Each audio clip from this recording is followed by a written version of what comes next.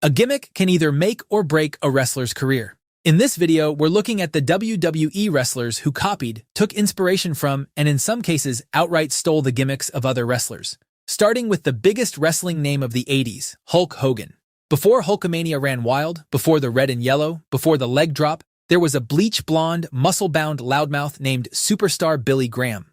Graham debuted in 1970, had the physique of a bodybuilder, platinum blonde hair, gear that looked like it was borrowed from a rock concert, and a mouth that never stopped moving. Graham cut promos dripping with arrogance and charisma, flexing his biceps like they were the eighth wonder of the world. In 1977, he beat Bruno Sammartino for the Worldwide Wrestling Federation Championship and became one of the hottest heels in the business. He was a superstar in every sense of the word, and then a young Terry Bollea started showing up to his matches. Hogan has admitted it himself. Speaking to TMZ after Graham's death in 2023, Hogan said that he wanted to be just like him. By his own admission, from the moment Terry saw Graham perform, he molded his whole career around the superstar and added bits of Dusty Rhodes and Jesse Ventura. The similarities were impossible to ignore. The physique, the hair, the posing. Hogan absorbed the entire blueprint. The key difference was that Graham's career never fully recovered after losing the title to Bob Backlund in 1978. Injuries piled up, returns fizzled out, and the window closed. When Vince McMahon brought Hogan to the WWF in 1983, he took everything Graham had built and turned it into the greatest commercial wrestling machine the wrestling world had ever seen. 6 WWE titles, multiple WrestleMania main events, TV shows, and movies. Hulkamania became a phenomenon. Graham laid the foundation, Hogan became the product. But the Hulkster wasn't the only one doing the borrowing. Because while Hulkamania was running wild in the WWE, the man who owned the WWE was watching his competition very carefully and taking notes.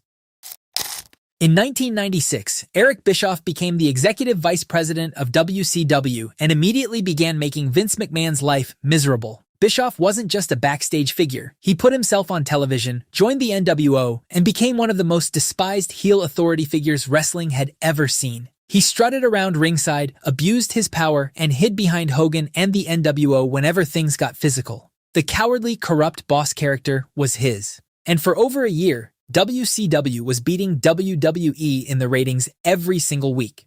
But then, the Montreal Screwjob happened. In November 1997, Vince McMahon screwed Bret Hart in front of everyone, and the heat was nuclear. McMahon leaned in, stepped out from behind the announcer's desk, and became Mr. McMahon, the tyrannical billionaire boss who used his power to torment Stone Cold Steve Austin and anyone else who dared stand up to him. Bischoff himself has never been shy about pointing this out. He's gone on record saying McMahon became the evil boss character a full year after he did it first, and that DX was nothing more than WWE's version of the NWO.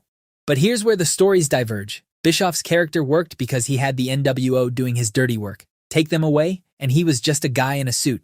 McMahon's character worked because it was soaked in reality. Fans knew Vince actually owned the company. The power was real. And his feud with Stone Cold Steve Austin became the greatest storyline in wrestling history, drawing the biggest ratings WWE has ever seen. Bischoff went on to become Raw's general manager during the brand split era, playing the exact same character in McMahon's house. McMahon loved that irony. The man who arguably inspired the Mr. McMahon character ended up working for him. The student doesn't always surpass the teacher, but sometimes the teacher steals your exam paper and gets a better grade. However, it's not always WWE taking inspiration from the competition. TNA spent years trying to build their own version of Kane. Kane debuted in 1997 as The Undertaker's monstrous younger brother, a 7-foot silent machine in a bodysuit who couldn't feel pain and ripped cell doors off. He was managed by Paul Bearer, who held secrets about both Taker and Kane's dark past over their head. The character was layered, terrifying, and unlike anything WWE had produced before. When Dutch Mantell was working in Puerto Rico in the early 2000s, he created a character for a young Christopher Park that was directly inspired by Kane and Mankind. That character eventually made its way to TNA, and Abyss was born. The parallels were unavoidable. Both were enormous masked men booked as unstoppable monsters. Both were managed by father figures who exploited their pain, Paul Bearer for Kane, Father James Mitchell for Abyss. TNA even tried to replicate the Undertaker-Kane brother storyline by introducing Judas Messias as Abyss's kayfabe half-brother and son of Mitchell. However, it fell flat. Macias wasn't physically imposing enough to feel like a credible threat, and TNA's creative couldn't replicate the layers that made the original work. What Abyss did bring to the table that was genuinely his own was a hardcore edge closer to Mankind than Kane. He bled, dove into thumbtacks, wrapped himself in barbed wire, and survived things that would have ended lesser men. TNA leaned into that and gave him Monsters Ball matches that were brutal. Mick Foley eventually showed up in TNA, acknowledged the comparisons, and even feuded with Abyss. Abyss became a TNA Hall of Famer and spent over a decade as one of the company's cornerstones. He reportedly turned down a WWE offer to face The Undertaker at WrestleMania to stay loyal to TNA, a loyalty that, depending on who you ask, either speaks to his character or cost him a much bigger career. He later signed with WWE not as a wrestler, but as a backstage producer. However, Abyss wasn't the only wrestler in TNA with an uncanny resemblance to someone from another promotion. When Samoa Joe arrived in TNA, everyone immediately noticed the similarities to Taz. The towel, the in-ring style that combined suplexes and submission holds, both being nicknamed submission machines. The aesthetic and the aura were strikingly similar. Both radiated a kind of menace that made you believe they could actually hurt someone.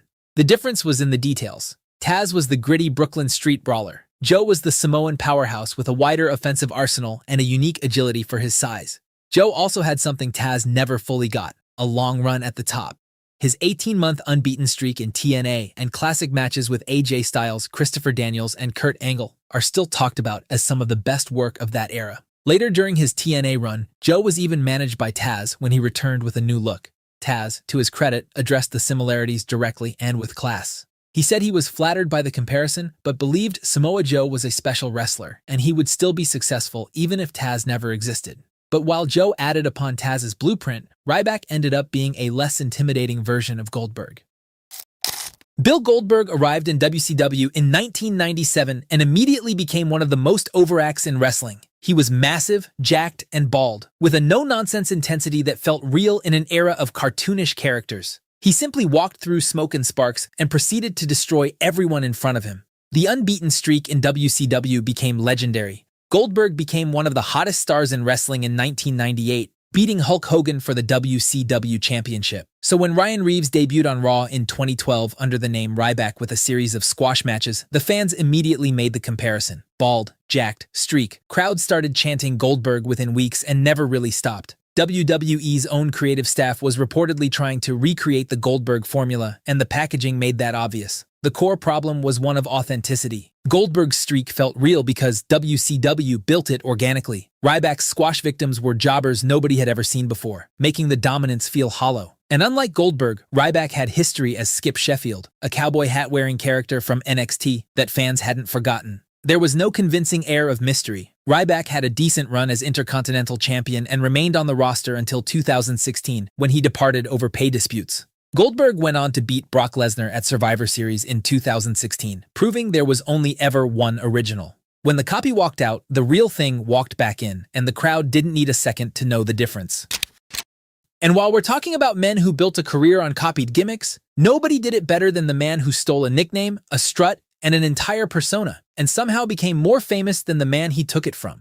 Buddy Rogers was the original Nature Boy. He started wrestling in 1939, long before Ric Flair was even born, and by the time television brought wrestling into American living rooms, Rogers had already built the prototype with the bleach blonde hair, the arrogant promo style, the strut, and the figure-4 leg lock. He was a multi-time world champion and one of the most influential performers of his era. He was the original Nature Boy.